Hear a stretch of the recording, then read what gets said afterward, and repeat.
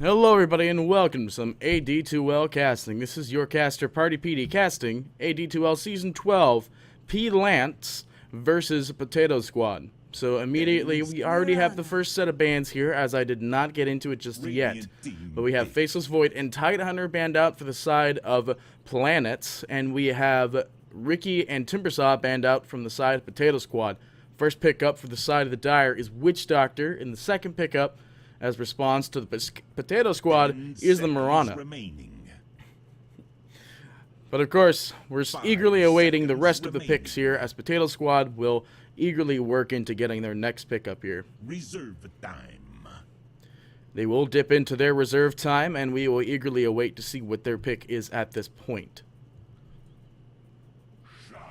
And they do pick up the Shadow Demon, one of the more stronger people in the lineup at the moment. He's just pretty standard pickup, which means Shadow Demon can either be led into like a Luna or the Morphling pickup, or, I mean, it can't be Centaur anymore, as Centaur illusions no longer have the ability of return.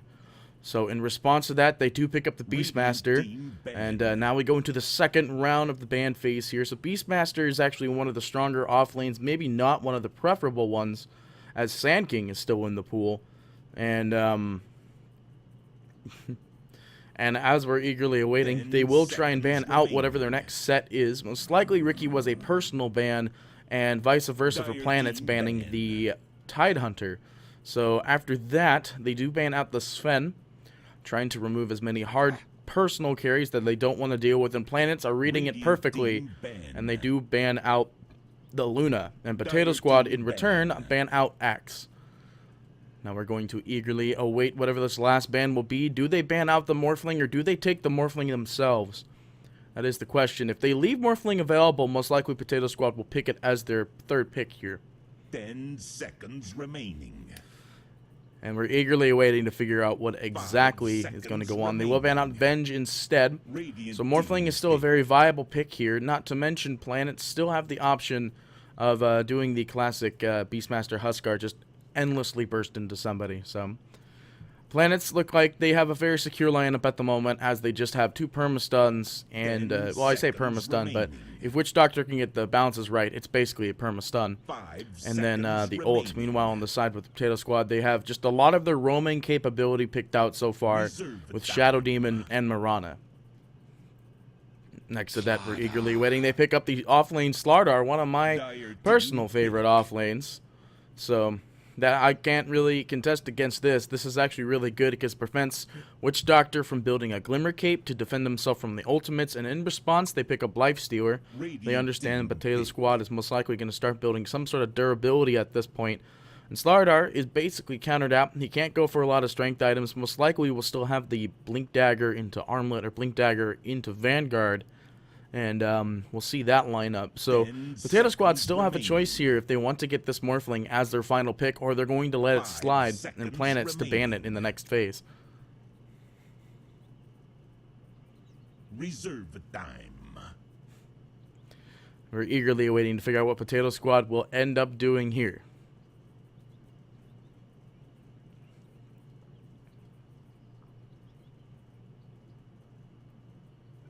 Awkward silence. They pick up the Terrorblade, so instead of going Morphling, they did pick up the Terrorblade instead, which means it's going to be more push-based lineup. And LanETS, I think they have it so far in the bag, as they do have a lot of early game at Spirit Breaker as the response pickup to this Terrorblade. So we're going to see a lot of rotations coming out from this Breaker. And Potato Squad are left with a decision whether or not they still want to go, or if they want to go a Morphling at the end of the game. LanETS, though, are looking for their last core support, as Witch Doctor and an offlane Beastmaster is not enough. So Spirit Breaker is actually the roam, so he could build support stuff as well, but Potato Squad don't exactly read it. They do need a mid, and they ban out the OD, which I guess is a pretty suitable ban versus LanETS.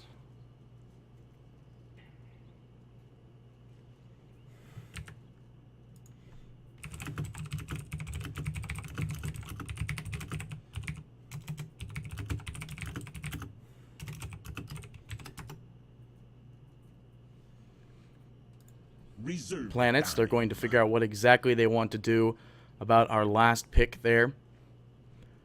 Or last ban, I should say. They ban out the Phantom Assassin, so they don't Dire see... team pick. what is that? I don't see Phantom Assassin actually being in the lineup Potato Squad. And most likely this will end up being a Morphling unless Planets pick it themselves. And we're eagerly awaiting to figure out what they want to do. Planets have a fairly 10 large seconds decision on what they want to do remaining. for this pickup here. And whether or not they have a whole 2 5 minutes to do so. seconds remaining.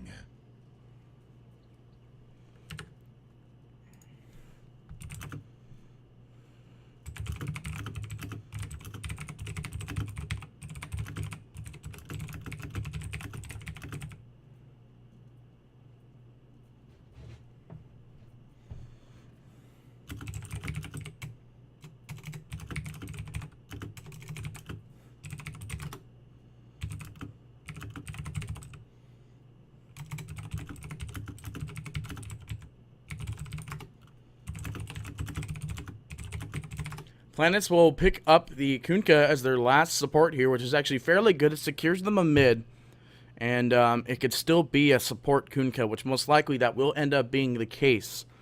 Now, Planets, they do have their lineup so far, 100% strength lineup, and Timbersaw was already banned out. Razor is going to be Potato Squad's mid instead of a Morphling, actually. So Shadow Demon primarily going to stick with Terrorblade on this one. And as we see, there's already a disconnect. But as always, I will go over and start with the Radiant.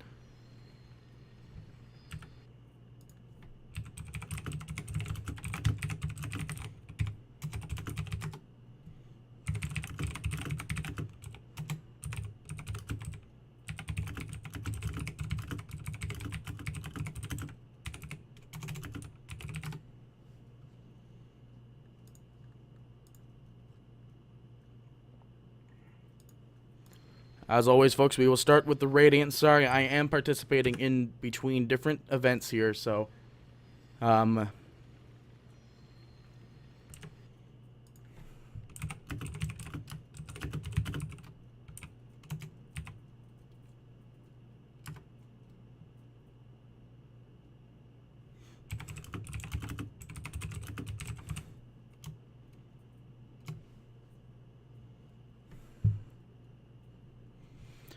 Alright, so first and foremost, we have Kip on Marana. We have the Slardar being played by Whalers.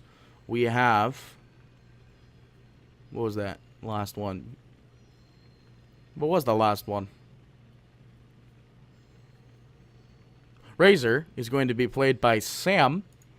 We have Gambit playing Terrorblade, and Zealot running the Shadow Demon. Meanwhile, on the side of the Dire, we have Kunkka being piloted by Heiki, Lifestealer piloted by Firelix, Witch Doctor is going to be piloted by Anoop, and Spirit Breaker piloted by Maiden, and last but not least, Beastmaster being piloted by Grundle. Or Gundrill, whatever. So, as we eagerly await here, the lanes are going to be established. Terrorblade to be the safe lane farmer, but with no Quelling Blade, which might be a little bit difficult for him to hit, which means he might go into Metamorphosis first. But it looks like the Dire are trying to set up for something here. They don't have a smoke, but they're setting out the Hawk. Witch Doctor still has the Courier on him, actually. Now he just realized it and sends it back. And we're waiting everything up here. It looks like the bot rune will be the contested rune here. The bird is going to head out and hopefully find some sort of information here on whether or not the Radiant or the Dire are lining up for something. And the bird has not yet found a target yet. It's clipping Zealot, but it is discovered. And they understand that they could be lining up for a gank here. There's no smoke on anybody down here, but charge is spec'd up. And they really want to go on this. Looks like that is a dewarding there for that camp. And everyone's going to... Zealot's going to be the first pick off here. There is a stun going out. The water is going to hit as well. Arrow going out, though, on Kunkka. He is going to be stunned up. Zealot, though, he's stunned up yet again. Spirit Breaker, he doesn't have a bash, but he is slowed. Zealot, he's taking quite a bit of damage. At this point, I just recommend disrupting himself. Oh, no, he's going to make it out, but another stun might be thrown out soon here. Hanky, no, he's actually going to heal up. Oh, he doesn't get hit, but the charge is still going to go out. Now it looks like it's going to be the other way around. No, everyone's perfectly fine. No, never mind about perfectly fine. Looks like Kip is going to be pinged a little bit here. Terrorblade to get the top rune. Or bot rune, top blade, or top rune was actually to the Slardar, so Potato end up getting both of the runes here.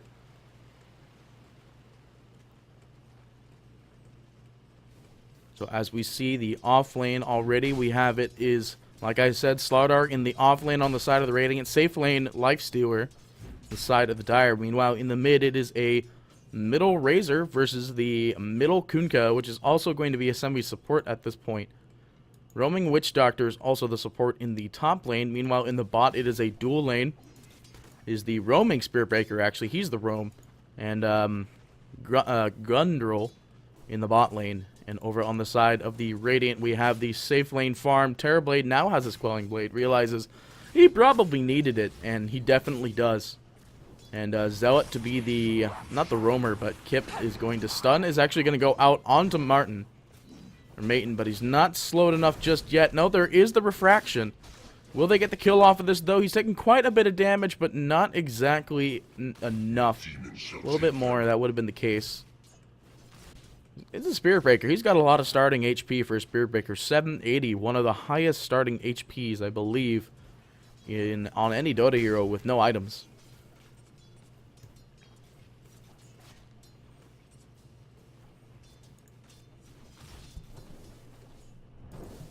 Everyone's just trying to pressure each other out here in the bot lane. And meanwhile, in the mid, I mean, it's the same thing in the mid. Kunkka, though, I believe, is not leading in the CS. It's 7-6 on this Razor, 9-2 on the Lifestealer. No first bloods claimed just yet. Well, we are going to see some aggression in both lanes at this point. Bot lane is going to be the retreating lane. Nobody's going to be there to defend it. Whaley's just trying to get some experience here. He understands he's not going to get a lot of CS right now. He's even Iron Taloned as well. He is actually going to be burned up. Burned up here. The stun's going to go out. Will it stack? It does get the perfect cast. He's getting low, but he doesn't have a sprint. The refraction, or the W is missed by the Witch Doctor. Well, he's trying to deny. No, he actually heals himself. He's going to try and walk on out of this. And he will, actually. There is no way to stop him at this point. The Beastmaster does not see him. He'll get out of this lane scot-free. And head right back up the top so he can continue to farm. Meanwhile, in mid, it is Heiki going down for the first blood. But at the same time, Razor to get the return death. First blood, though, claiming a bit more gold. At least 75 more gold. And the experience actually going to the way of the Razor. Bottle now picked up. And looks like we're getting ready to go back into the mid here for the TP. Mirana was here as well for the rotation, which probably was what led up to the kill. Slardar, again, really low up in the top. He doesn't really want to be around this. The Witch Doctor can throw out a cast and probably kill him on first contact. In fact, I believe that is exactly what could happen. It's 50 total hero damage. So, that is a possibility. But, Wales, he knows. He knows. I don't think he's going to go into the safe lane either. He's like, I'm just going to go back home. He's actually, not speccing anything into his sprint, which is actually fair. Okay, there it is.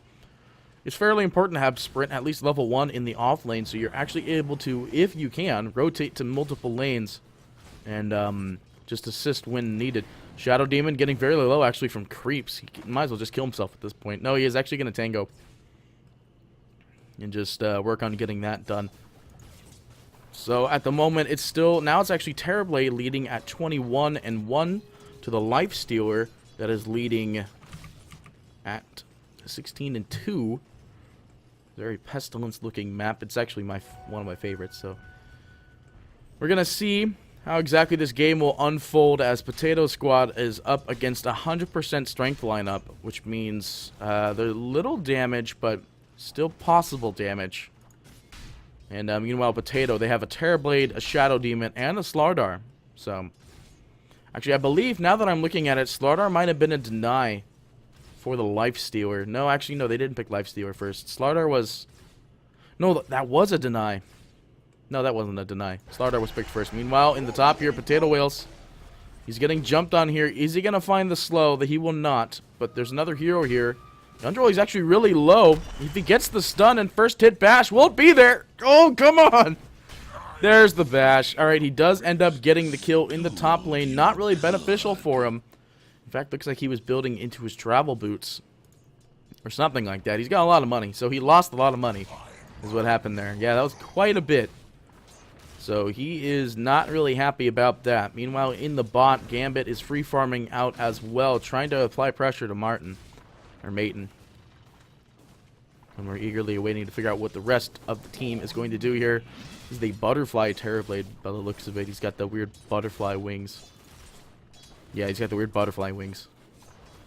Mid, there might be a little bit of action here. Heiki's a little bit low, but not low enough. There is the roaming Mirana there, though. Radiant's top tower Expect is 1-1-1. under attack. Slardar, he is working on hopefully getting a Strangled Boots. No, he's going into stats, which I can't really agree with, but I guess that's okay. The less rotations coming out from Slardar, basically, as I could see, he's going 1-3-1 instead of 3-1-1, which I literally ended up doing less than 20 minutes ago. And it was almost a winning game, but kind of threw. But that's not something we want to talk about now. This Phylex, he might get jumped on here. He doesn't have rage. He's actually just going to wait out. No, Mirana actually gets a kill in the mid. Missed that completely. Oh, that's why. It was a DD Mirana. And no damage sap off the Razor, but it was a DD Mirana. That's the problem.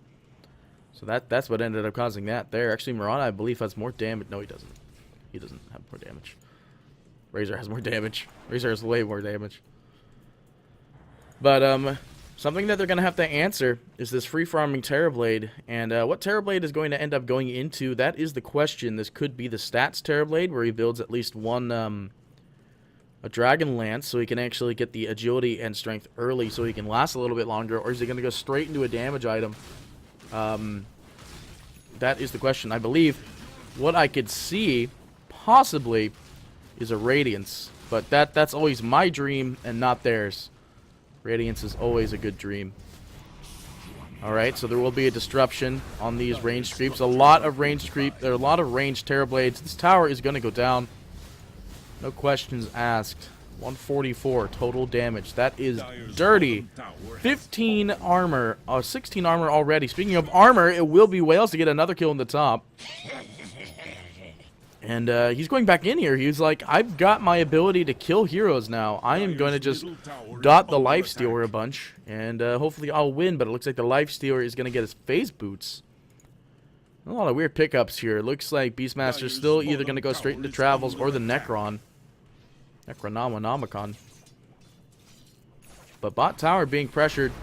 This Terrorblade, actually fresh Metamorphosis. No, never mind. I was looking at an illusion. But now he's not illusioned underneath the tower. But the problem is that they let one of the heroes go. They didn't take a Morphling, which means this Terrorblade is going to be literally stalked by a Shadow Demon the whole entire game. Which I guess is okay with him. He's going to be able to pressure a lot more and a lot more often. So, that's okay for them. This is 51-3 over on the Terrorblade, and it is 46-0 actually on the Beastmaster leading in CS. Extremely low and only level 6. But he's getting there for his Boots of Travel if that is what he's going for, which I could see that being the case. ETS understand that Terrorblade is going to pressure as many lanes as he can, as quick as he can. So they need to put up some sort of defense, if you will, against this terrible force of Terrorblades. Looks like everyone's healing up, but instead of healing up, it's going to be Slardar getting bashed out. They're looking for the Lucky Bash. Instead, they're just going to use a Roar. Slardar, he's got no mana to get another stun out. Razor's here, though. He is going to get a return kill on the Lifestealer, which is actually really important. Martin, he's going to ult out Sam at the moment, but I don't know why you're going to try and do that. Sam's got the advantage. There's another charge going out. Martin, he's really low. Is he going to get the last hit? He will. Sam gets the kill. Spirit Breaker goes down. That's a 2-for-1 trade, actually. Definitely not going in the way of ETS. ETS definitely do not want to be making these trades, as it's not really that great to make these trades. Meanwhile, in the bot, though, which is something we continue to talk about, Terrorblade, free farming, pushing out the bot. He's at 1,700 gold in his pocket. We can switch to the net worth chart now. Oh, wait, where's Terrorblade? There it is. Okay, he's actually under Razor, but he's about to get this next tower. In comes a Travel. Going up by Spirit Breaker. He's trying to find a target. Gambit, he's actually in really bad trouble here. There is no ult available on Maiden, so he's just hoping he doesn't get a Lucky Bash. No Lucky Bash. No Lucky Bash. Oh, he gets the Lucky Bash at 0.4 seconds left on that TP. Terrorblade understands I gotta start buying my shit. He's got 3 seconds to buy. Oh, he didn't get it. So he does end up going down. 310 gold going to the way of the Kunkka, actually. The semi-core, semi-roam Kunkka. And now we're going to see what exactly is going to happen. Meanwhile, in the top, another roar being dedicated. He is slowed up to every way, shape, and form. The poison actually is going to be the one that kills him here. Beastmaster to get the final off. Right-click. Sam does TP up to make sure that he could still return on this, but ETS, they are finding trades that are worth it at the end of the day, but it's taking a long time to find those trades exactly.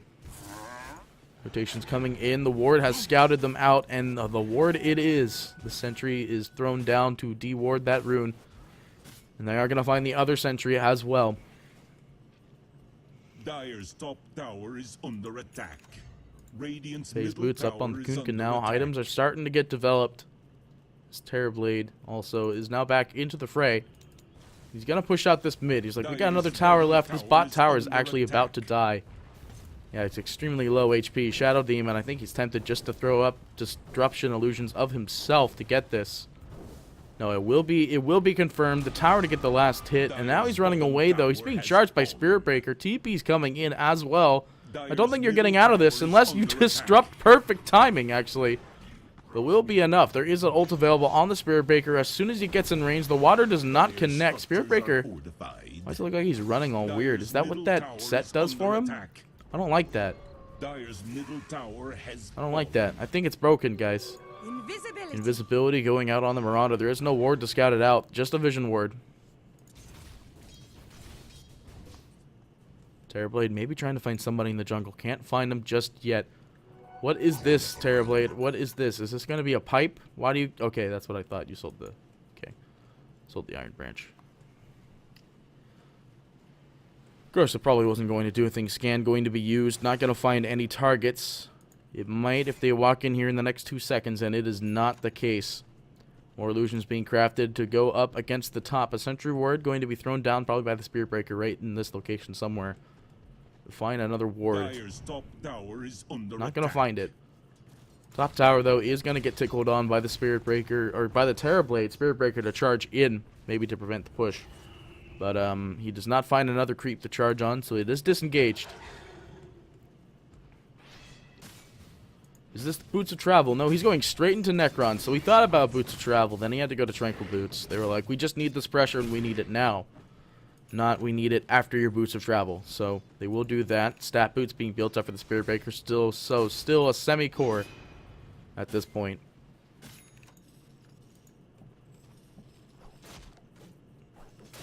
Blink Dagger going to be built up finally for the Slardar. He has his Iron Talon, Blink Dagger, and Boots. And a poor man's, or just a normal shield, not a poor man's. Which might then lead into a Vanguard. Moonlight Shadow going out in the bot. The TP is going to be scouted out by the incoming creep, so they know there's at least one person, and he is invis. He's got to be careful. They might find the dock. No, instead they're going to find the Beastmaster. Come on, turn around, guys. You saw him. The blink. Come on, that was so late. He will end up getting the jump out on him. The roar is not going to be dedicated. Courier coming in, though, to drop off some item. Razor to contain that item. What was it? Was it an S or a Y? It was another Dragon Lance. So there's 2 Dragon Lances total on this team at the moment. And now they're going to push out this top tower. Extremely low, and it will end up going down to a Razor right click, like practically double damage. So there's two very important towers down now for the Dire. And they have to be a lot more careful. They can put up these aggressive wards now if they want to. If there are even any available. There are not. So they're going to push out this top tower while Roar is down. Hey, he's going to throw out a water torrent. That's what they're called. It will be a scan being used. They understand he's on his way. Zealot, he's actually going to find the disruption. Stun going to go out. Perfect timed. But the boat is going to come in. It will disrupt at least 2 heroes. But Maton low and not going to get the kill. Roar, is it there? Is it there? He's not going to find a target. Aki is actually extremely low, but he's running away perfectly fine. The dot is going to end up slowly killing him here. He does end up going down to Mirana somehow. Actually, it's probably just one, like, trickled arrow that was coming his way. And Potato, like I said, they have a really early aggressive push, and they're doing that. They're doing exactly that. They're pushing early and understanding that they have this push advantage with Terrorblade Shadow Demon. And they're taking it and, like, holding it by its horns, basically. That's how much they're actually dominating this current game at the moment. Net worth just entirely in the way of the Radiant, except for, you know, the Shadow Demon. But he's above the 2 semi-supports on the side of ETS. So ETS still just having a really hard time. Even the Blink Dagger Slardar at only 5,000 is above the core Lifestealer. The all-strength lineup, by the way. Dire's middle tower is under That's pretty much it. It was just another engagement going out. Arrow's actually going to go out on Spirit Breaker. They don't know that the Infest is in there. Zealot's going to get hit by the boat. 305 damage going ticked out on him. Sam, though, he's right on top of the tower. Stun going to go out. Perfect double up, but now Anupi knows that he can't be interrupted, so the ult is going to go out, but it just barely tickles the Radiant. And Sam, he's extremely low HP. He will end up... No, Terrorblade actually to get the Witch Doctor. Sam, is he going to go down? He gets one to go at least before he dies. Sam, he's trying to get out of there, but I do not think there is a way. He's got a lot of damage and a lot of HP, but not a lot of armor against this Lifestealer here being chased by Necron units. But Lifestealer, he needs to get out now. He's actually being chased by a Necron unit. Will it be his Infest? It will be not, actually. He is stunned out. They're looking for the Bash. There is the Bash. Mirana to get that kill as well. ETS down 3 heroes and a mid-tower shortly to fall after. And Terrorblade still able to survive. He didn't even need swap. He had no mana to do so. And this will be an easy mid-tower going down. Terrorblade to confirm it. Maybe not, actually, as Metamorphosis is now over. And he's got 2.8k at the moment. Are they going to go Radiance? Guys, that's basically my question. Is this a Radiance Terrorblade? He's got the Dragon Lance. No, he's going to go straight into Manta. Not surprised. And we're going to see what exactly will go on with the rest of this game as the Radiant now leading basically in kills and towers. Max aggression, basically. And Beastmaster just in a hole, really. In a really bad hole. Beastmaster was supposed to be their, like, super core offlane lineup here, but does not look like it is showing for the best. And what about this mid at Kunkka? Not really too much to say about this mid Kunkka. Don't use a Tidebringer on that, you dunce. Oh boy. So everything going to the way of Potato Squad at the moment. They're taking a little bit of time to relax as they understand that they massively have the advantage.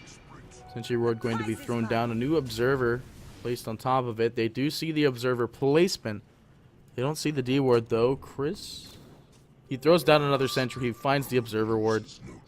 But they do ping out the spot that it's in. So they do know that it's there. What is Beastmaster doing? He's walking straight into Kip. He's actually stuck in the side of a forest here. Leaps out again. That was a Force Staff, actually. Who Force Staffed him? Who has a Force Staff? Who's the person who buys correct items? It is a Force Staff on the Shadow Demon. So we are waiting eagerly to figure out what defense that ETS is going to be able to put up here. Beastmaster does not have any abilities that would really benefit them at the moment. They do have one, but, you know, Roar is great, and it's basically the only way to end up killing one target at the moment is putting Roar down and just focusing it directly with Necron units. Or a boat maybe landing, but not really much else to follow. Metamorphosis is up, and Shadow Demon, he is ready. He's level 2 in his Disruption. They're going to go to Roche instead. So they are going to end up taking Roche instead. They understand that they massively have the advantage. Like, massively. And they want to throw it on somebody. I don't know who they're going to throw it on here. Arrow going to go out. It will land. Only reason I say that's because I played a game where somebody threw one and it didn't land. I'm going to go for this Roshan. It was not scouted out at all. They don't know where anybody is at the moment. Beastmaster might make an assumption. He did kill the creep outside the Roshan. But it doesn't give that much information. PMS is going to be dropped on the ground, which means it will be Terrorblade getting the Aegis. These bashes are actually going out by Whaley's. Perfect timing. Smoke is going to go out, and they are going to relocate possibly into the mid. They're like, let's just gank this mid tower here. Oh no, that's the Cthulhu or Cthulhu courier, depending on which way you want to look at it here. Kip. He's going into his Aghanim Scepter. What is he? 4.8k gold at the moment. So they understand there's nobody in the jungle right now. They're probably going to end up just taking it to a push in the top lane. But it looks like ETS, they're smoking up themselves. Martin smoked up and infested. Trying to look for a pick-off target of any sort. They can't really just charge in with Spear Breaker now that he's dusted up. But they understand 2 to 3 heroes in the mid. This will be an easy setup. ETS don't know what exactly they're going to walk into here, as the charge will go out for Spirit Breaker. Goes straight onto the Mirana. Mirana, is he disabled just yet? No, he is disrupted. The boat going to go out, not going to find any targets. Ad2l, he's going to try and kill somebody, but the blink actually goes out on the Slardar, interrupting the ultimate, getting a double kill now. Beastmaster to go down Maiden. He's going to charge out the Slardar, but now it's going to be a dead Beastmaster as well. No, that was Lifestealer. Wales, he's got the ability to jump. He's blinking. He's right on top of the Kunkka. Are they going to find the lucky bash, though? The first bash was already in. They're going to try and go for another. Sam, he's like, I'm going to go for this, guys. I know this guy can die, and I will kill him. He's actually diving really hard. Water going in. The torrent going to be thrown down. Not going to find any target, but meanwhile, the tower in the mid is going to be pushed out. Terrorblade used that damn ability. There you go. And they're going to keep on pushing. The GG is actually called out by the Kunkka. And I believe that is the end of this game. By the looks of it, by the looks of up here, it's the best of 2, so you'll be back momentarily. But for those of you watching, thank you. Potato Squad to take game number 1. Game number 2 to be discussed shortly. I'm going to go into the stats after this, because we're just spectating from the lobby. So, here we go. Here are the stats, as you can see. They capitalized with the fact that it was Terrorblade and Shadow Demon. They could push super early, and then they had the Razor to capitalize with that early pushing capability. Next to that, obviously, they didn't really have too much great roam. Mirana was okay, but not exactly like #1 roaming character of the game. I got to say, if like anyone was still number 1 roaming character of the game, it would probably be Maiden on Spirit Breaker. As oh god, no, we're not gonna look at those. I don't want to do that. But it was pretty good overall. Potato Squad, they understood they had a much early lineup with Slardar, Shadow Demon into Terrorblade. So they had a lot of capability and a lot of pushing power. As you can see here, the builds were going out. Nobody spec'd any stats. Nobody did dumb, retarded things. Obviously, Terrorblade didn't get swapped until level 8, and then level 9 he finished Conjure and Metamorphosis.